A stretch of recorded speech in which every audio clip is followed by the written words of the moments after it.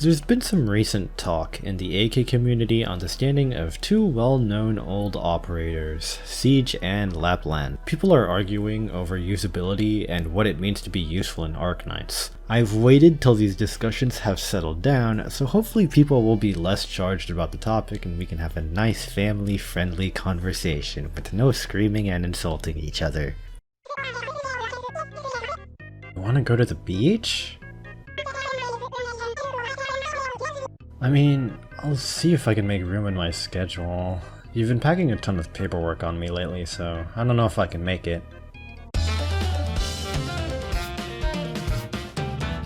In the last two videos, I taught you guys how to calculate the amount of damage per hit an operator will do. Well now, I want you to disregard all of that for this segment. Let me just come out and say this. If you are evaluating or comparing operators using pure DPS as a metric, you need to stop. I'm not calling out any specific person in this segment, it's just a thing I see happen all around the community when people try analyzing operators. Stop doing this. There are a couple reasons why this is a horrible idea. The main one is that the numbers can be incredibly deceiving. Take for example Tachanka's second skill.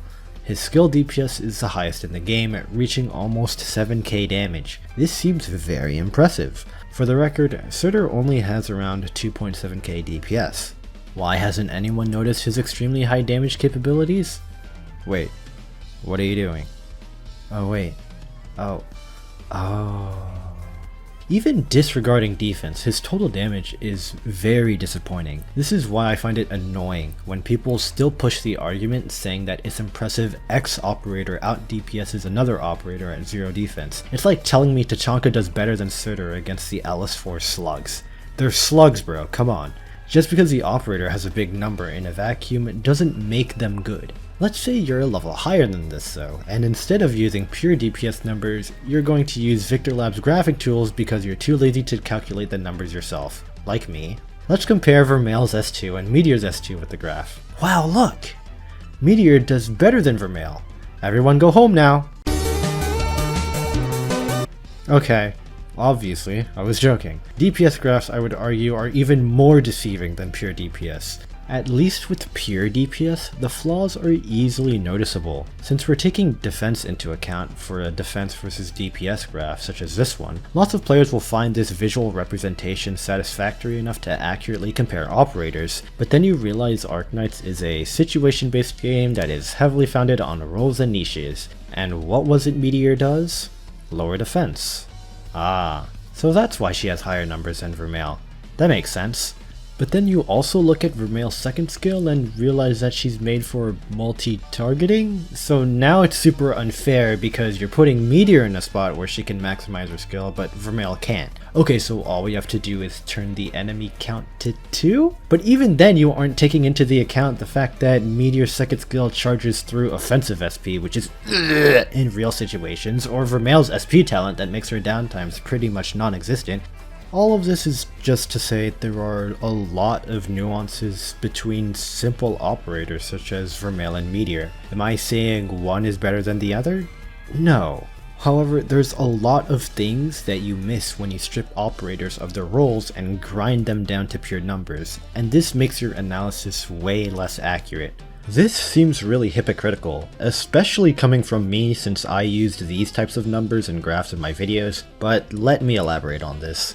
These numbers are very useful when it comes to getting a general ballpark of an operator's damage stats, and they can be used in this fashion. I'm not saying DPS is an entirely bad metric. It only becomes a terrible way of measuring an operator's usefulness when you become tunnel visioned on bigger number equals better. As long as you address the operator's strengths and weaknesses with the DPS calculation, you can make some pretty strong arguments for their kits. Now, I'm going to make this very apparent. I do not think Siege is a top tier operator or a meta one. There are many people who say she's fallen off, and while I agree with their conclusion, I disagree with how they came up with this conclusion. Let's first define Siege's skill set. She is a Pioneer Vanguard, meaning she blocks 2 enemies with talents that give her SP when an enemy dies in the 4 adjacent tiles of her, and her second talent gives all Vanguards some attack and defense. Siege's go-to skill is her second one, which makes her do a flip and deal big damage to enemies in the 4 adjacent tiles, generating 3 DP. Her usage comes from her ability to hold her lane well and generate DP at the same time. Keep these two niches in mind. She serves as a stable way to start out an opener. Players will argue that Bagpipe and the Flag Bearers is one of the defining reasons on why Siege usage dropped, and I would agree to an extent.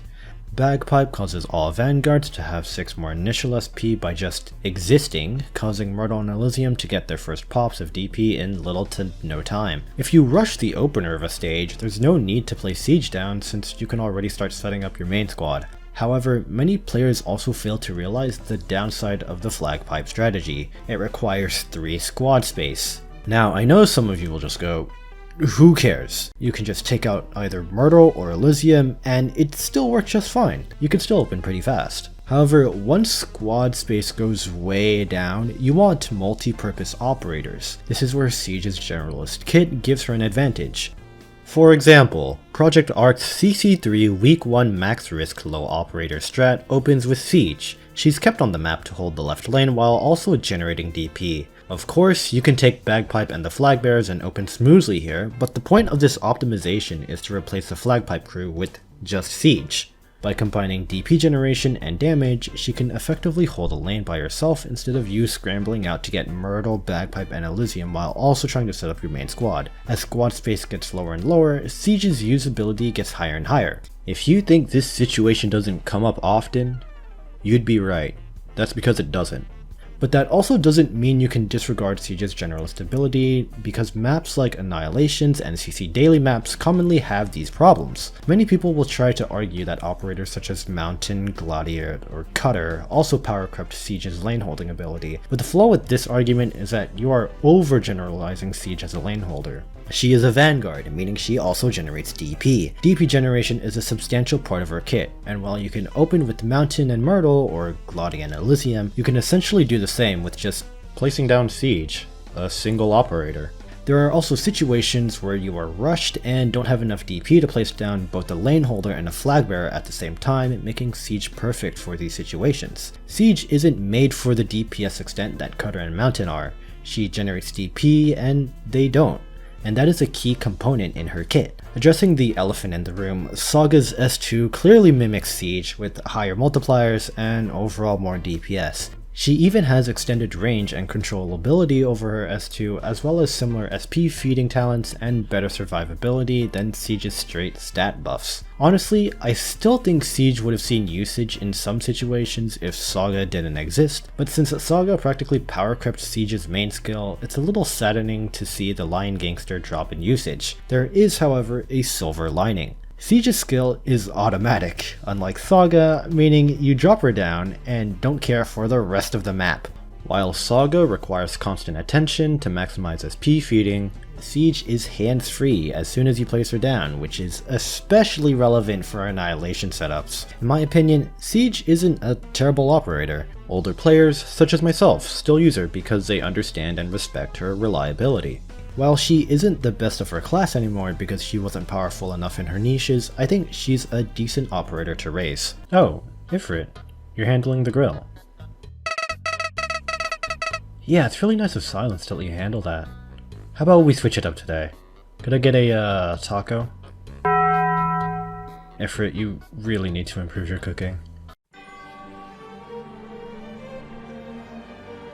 Lappland's case is a lot simpler compared to Siege. She is a ranged guard, also known as a Lord of the official subclass, meaning she can deal ranged attacks that deal 80% of her attack. Lappland's talent makes her attack silence the enemy, and her main skill, which is her second, increases her attack substantially, changes her attacks to arts damage, allows her to target 2 enemies, and gets rid of the 80% ranged attack thing, allowing her to do full damage on ranged attacks. Her niches are pretty easy to name: consistent damage and silence. Silence is a relatively niche, since very few enemies can be silenced, and the ones that can be silenced often don't have too troublesome of an ability to warrant bringing out silence operators just to deal with them. There's players who will say that the existence of new silence operators such as Waifu's skill 2 or Kyobe's skill 3 reduced Lappland's usability, but stop trying to compare across class.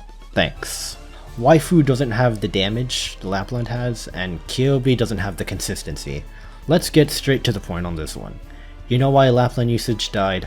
Thorns. He doesn't have silence, who cares? Just kill the enemy before it comes to you. You want consistent damage? Would you like an infinite duration skill with that too? And extended range? Thorns is the master of general content, and Lappland isn't used much in high risk CC, so it's not a surprise she saw a decrease in usage when he came out.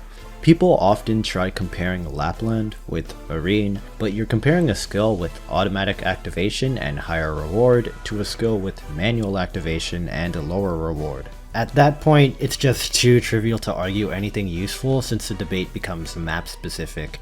But yeah, Lappland's dead because Thorns exists now. Do I think she's a bad operator? No, she's perfectly fine, and the damage on her S2 goes crazy, so don't feel bad about raising her. I'm sure there are many of you who think, who cares, when I shove all these exclamations of roles, niches, and nuances in your face. And while I do understand that these exclamations can be cumbersome, it is the essence of an accurate analysis. While simplification helps general audiences understand what you're saying, it will always involve leaving out key details, and this goes for any topic or debate, not just Arknights. You can argue where we should tread this fine line between simplification and accuracy, but for Arknights, and especially in my videos, I think accuracy should always be strived for over simplification. Yes, there are cases where you want to make things basic so that beginners, new players, and casuals can understand mechanics and kits, so I completely understand that. But then, these people will argue over comparing operators to see which one is better. However, my question to these people is, what exactly are you playing the game for?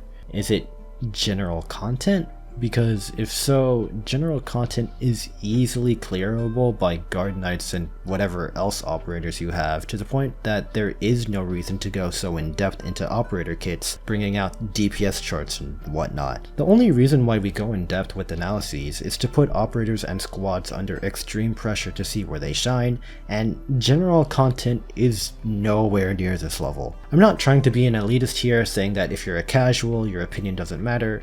However, I don't think that we should be looking at general content in order to define the majority of operator usage, which is sadly what a lot of people have been doing lately. Oh, you guys playing volleyball? Can I join? I just realized I don't have arms.